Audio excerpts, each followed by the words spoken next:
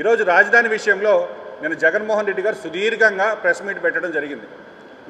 మేము అమరావతికి వ్యతిరేకం కాదు, అమరావతి శాసన రాజధాని లేదా న్యాయ రాజధాని ఇట్లా మూడు ముక్కలాట ఆడాము, కానీ అమరావతిని మేము రాజధానిగానే గుర్తించామని వైఎస్ఆర్ కాంగ్రెస్ పార్టీ నాయకులు చెప్తున్నారు. ఈరోజు మేము సూటిగా అడుగుతున్నాం, మీకు ప్రభుత్వం వచ్చింది, ఈరోజు ఏదైతే 5 ఐకానిక్ టవర్లు తెలుగుదేశం ప్రభుత్వం అక్కడ నిర్మిస్తుందో అవి శాసన రాజధానికి సంబంధించినటువంటి బిల్డింగ్సే కదా. సచివాలయం కావచ్చు, జిఐడి బిల్డింగ్ కావచ్చు, సీఎం క్యాంప్ ఆఫీస్ కావచ్చు, 5 ఐకానిక్ టవర్లో శాసన రాజధానిని నిర్మిస్తుంటే ఈరోజు జగన్మోహన్ రెడ్డి గారు తెలుగుదేశం ప్రభుత్వం అవినీతి చేస్తుందంటున్నారు. మీరు శాసన రాజధానిగా అమరావతిని మీరు గుర్తించినప్పుడు ఈ 5 సంవత్సరాలలో కనీసం ఒక కొబ్బరికాయ కొట్టి ఒక ఇటుకరాయి పెట్టారా? మీరు రాజధానికి రైతులు భూములు ఇచ్చిన రైతులు నష్టపోయి వాళ్ళు ఉద్యమాలు చేస్తుంటే వాటికి సంబంధించినటువంటి రైతుల ఇబ్బందులు గమనించైనా మీరు శాసన రాజధానిగా అయినా దాన్ని గుర్తించి దాన్ని డెవలప్ చేయాలనే ఆలోచన మీకు ఎందుకు రాలేదని అడుగుతున్నాం. ఈరోజు మళ్ళీ కొత్తగా మా వి గన్ అంట, మచిలీపట్నం, విజయవాడ, గుంటూరుని కలిపి మా వి గన్. అసలు ఈ రాష్ట్ర ప్రజల్ని ఏమి చేయాలనుకుంటున్నారు జగన్మోహన్ రెడ్డి గారు? మీలో ఉండేటటువంటి ఆలోచనలు ఏంటి? ఈరోజు అవినీతి జరుగుతుంది అంటున్నారు. స్క్వేర్ ఫీట్కి 4,000 రూపాయలు కన్స్ట్రక్షన్ జరుగుతుంది, ఇక్కడ 11,000 నుంచి 14,000 చెప్పారు. మరి టెండర్లలో పార్టిసిపేట్ చేసి ఇంత అవినీతి జరుగుతుంటే మీరు అవినీతి పైన పోరాటం ఎందుకు చేయట్లేదు? వాటి మీద ఎందుకు కోర్టులకు వెళ్ళట్లేదు? అంటే మీకు అవినీతిలో కూడా భాగస్వామ్యం ఉందా? మరి వైఎస్ఆర్ కాంగ్రెస్ పార్టీ సమాధానం చెప్పాలి. శాసన రాజధానిగా మీరు దాన్ని ఒప్పుకుంటున్నారు, ఓకే. ఈరోజు జరిగేటటువంటి 5 ఐకానిక్ టవర్లు కూడా శాసన రాజధానికి నిర్మాణానికి సంబంధించినటువంటి మేము భావిస్తున్నాం. మీరు 5 ఏళ్ళుగా కనీసం శాసన రాజధానిగా మీరు ఆ రాజధానిని మీరు గుర్తించినప్పుడు ఇదే ఐకానిక్ టవర్లు మీరు రివర్స్ టెండర్లకు వెళ్ళి, మన కొత్త ప్రాసెస్ ఉంది కదా, టెండర్లకు రివర్స్కి వెళ్ళి మీకు నచ్చిన కంపెనీలు కట్టబెట్టి ఈరోజు అవి పూర్తి చేసి ఉండొచ్చు కదా. ఈరోజు పార్లమెంట్ కట్టారని చెప్తున్నారు 5 ఏళ్లలో, కేసీఆర్ గారి గురించి చెప్తున్నారు. మరి మీరు అదే డబ్బులతో శాసన రాజధానిని ఎందుకు నిర్మించలేకపోయారు? ఇప్పుడు మావి గన్ ఏంటి? కాబట్టి ఒకసారి ఈరోజు రాష్ట్ర ప్రజలను ఆలోచించమంటున్నాం. విభజన చట్టంలో స్పష్టంగా క్యాపిటల్కి సంబంధించినటువంటి నిధులన్నీ కూడా కేంద్ర ప్రభుత్వం భరించాలి. పోలవరం ప్రాజెక్టుకి సంబంధించి 100% ప్రత్యేక నేషనల్ ప్రాజెక్టు కింద గుర్తించింది కాంగ్రెస్ పార్టీ. 100% నిధుల్ని పోలవరానికి ఇస్తుంది.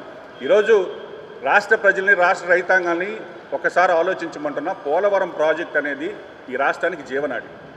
నీటి రంగానికి సంబంధించి రాయలసీమ సస్యశ్యామల వలన ఈ రాష్ట్రం బాగుపడాలంటే పోలవరం ప్రాజెక్టు పూర్తి కావాలనే విషయం ప్రతి ఒక్కరికి తెలిసిన విషయం.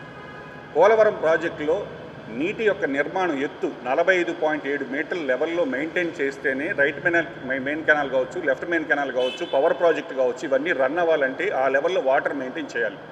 ఈరోజు బీజేపీ ప్రభుత్వం మొన్న ఫైనాన్స్ మినిస్టరు బిల్లులో ఆ యొక్క నీటి నిల్వ ఎత్తుని మేము తగ్గించిన దానివల్ల ఒక 20,000 కోట్లు R&R మిగులుతుందని బడ్జెట్లోంచి 20,000 కోట్లు తీసేస్తే నీటి నిల్వ యొక్క ఎత్తును తగ్గించేస్తే ఆ ప్రాజెక్టు కాస్త బ్యారేజ్గా మారుతుంటే ఈ రాష్ట్ర ఎంపీలు కనీసం పార్లమెంట్లో మాట్లాడుతున్నారా? పోలవరం ప్రాజెక్టు అనేది ఈ రాష్ట్రానికి జీవనాడిన విషయం తెలుసు, మరి ఎందుకు మాట్లాడలేకపోతున్నారు? రాష్ట్ర ప్రయోజనాల కన్నా కూడా మీ యొక్క వ్యక్తిగత ప్రయోజనాలే ఈ యొక్క బీజేపీ కావచ్చు, కూటమి ప్రభుత్వానికి కావచ్చు, లేదా వైఎస్ఆర్ కాంగ్రెస్ పార్టీకి కావచ్చు. నేను వైఎస్ఆర్ కాంగ్రెస్ పార్టీ ఎంపీలు ఉన్నారు అక్కడ. విభజన చట్టానికి సంబంధించిన ఒక సవరణ జరుగుతుంటే రాజధాని అమరావతి అని పెట్టమని అడిగారు ఒక పదం. మరి మిగతా వాటికి సంబంధించి మీరు ఎందుకు పోరాడలేదు? నేను ప్రత్యేక హోదా కూడా ఇదే చట్ట సవరణలో పెట్టమని మీరు అడిగి ఉండొచ్చు కదా. కాబట్టి రాష్ట్ర ప్రయోజనాలు కనీసం ఈ విధంగా పణంగా పెడుతున్నటువంటి ఈ ఎంపీలు, ఈ రాజ్యసభ సభ్యులు వీళ్ళందరూ కూడా రాజధాని విషయంలో నేను ఈరోజు మళ్ళీ చెప్తున్నాను, కాంగ్రెస్ పార్టీ ఆంధ్రప్రదేశ్ రాష్ట్ర రాజధాని అమరావతి, దానికి మేము మద్దతు ఇస్తున్నాం. దానితో పాటుగా విభజన చట్టంలో ఏదైతే ఈరోజు మీరు చట్ట సవరణ చేశారు, కానీ ఆల్రెడీ విభజన చట్టంలో ఉండేటటువంటి హామీల విషయంలో స్పష్టంగా కూటమి ఎంపీలందరూ కూడా ప్రత్యేక హోదా కోసం పోరాడాలి. విభజన హక్కుల్లో ఉండేటటువంటి వైజాగ్ చెన్నై ఇండస్ట్రియల్ కారిడార్ కావచ్చు, ఇన్సెంటివ్స్ కావచ్చు, వెనుకబడినటువంటి ప్రాంతాలకు సంబంధించినటువంటి నిధుల విషయంలో కావచ్చు, కడప ఉక్కు పరిశ్రమ కావచ్చు, వీటన్నిటి మీద కూడా అన్ని ఎంపీలు కూడా ఈ రాష్ట్ర ప్రయోజనాల కోసం కొట్లాడాలి. ఒకవేళ మీరు కొట్లాడలేని పరిస్థితుల్లో ఖచ్చితంగా రాబోయే రోజుల్లో కాంగ్రెస్ పార్టీ వాళ్ళు ఈ యొక్క ఎంపీల ఇళ్ల ముట్టడి కార్యక్రమం కూడా చేస్తాం. రాష్ట్ర ప్రయోజనాల కోసం మీరు ఢిల్లీలో ఉన్నారా, మీ వ్యక్తిగత వ్యాపారాలు, వ్యక్తిగత ప్రయోజనాల కోసం ఢిల్లీలో ఉన్నారా అనే విషయం స్పష్టంగా ప్రజలకు తెలియజేయాలని కోరుకుంటున్నాం. ఈరోజు వైఎస్ఆర్ కాంగ్రెస్ పార్టీ గురించి ఎందుకు మాట్లాడతామంటే అదొక సిద్ధాంతం లేని పార్టీ. ఎందుకంటే జగన్మోహన్ రెడ్డి గారి యొక్క ఆలోచనలు మీరు ఒకసారి రాష్ట్ర ప్రజలందరూ గమనించాలి. ఒకసారి ఇదే విధంగా 3 రాజధానులు బిల్లు పెట్టాడు. శాసన మండలిలో మెజార్టీ లేదని శాసన మండలిని రద్దు చేయమని అసెంబ్లీలో తీర్మానం చేసి కేంద్రానికి పంపించాడు. మళ్ళీ తీరా శాసన మండలి అతను బలం పెరిగితే మళ్ళీ తూచి మాకు అవసరం లేదు, మాకు శాసన మండలి కావాలని చెప్పి మళ్ళీ బిల్లు పాస్ చేసి పంపించినటువంటి వ్యక్తి. అంటే ఒక రాష్ట్రానికి సంబంధించినటువంటి వ్యక్తి యొక్క ఆలోచన విధానం ఏ విధంగా ఉందనే దానికి అదొక ఉదాహరణ. శాసన మండలి అనేది ఏంటంటే, ఒకవేళ శాసనసభలో రాజకీయ ఒత్తిడితో ఏదైనా కొన్ని బిల్లులు పాస్ అయినా శాసన మండలి అనేది పెద్దల సభ అంటాం. అక్కడ మేధావులు, టీచర్ ఎమ్మెల్సీలు, గ్రాడ్యుయేట్ ఎమ్మెల్సీలు, రాష్ట్ర ప్రయోజనాల కోసం ఆలోచించేటటువంటి మేధావులు ఉండే సభ. అక్కడ ఆ బిల్లులు ఏదైనా ఉంటే కొంచెం చర్చించి దాని మీద వెసులుబాటులో దాన్ని సెలెక్ట్ కమిటీకి పంపించడం అనేది దానికి ఉండేటటువంటి హక్కు. ఆ రోజు మీరు పాస్ చేసిన బిల్లు అక్కడ పాస్ కాలేదని దాన్ని రద్దు చేయమని పంపించారు. ఈరోజు మీరు శాసనసభకే పోవడం మానేసి శాసన మండలిలో పోరాడుతున్నారు. కాబట్టి ఒక నాయకుడికి ముందు చూపు ఉండాలనేటటువంటి విషయం కూడా తెలియనటువంటి నాయకుడు జగన్మోహన్ రెడ్డి గారు.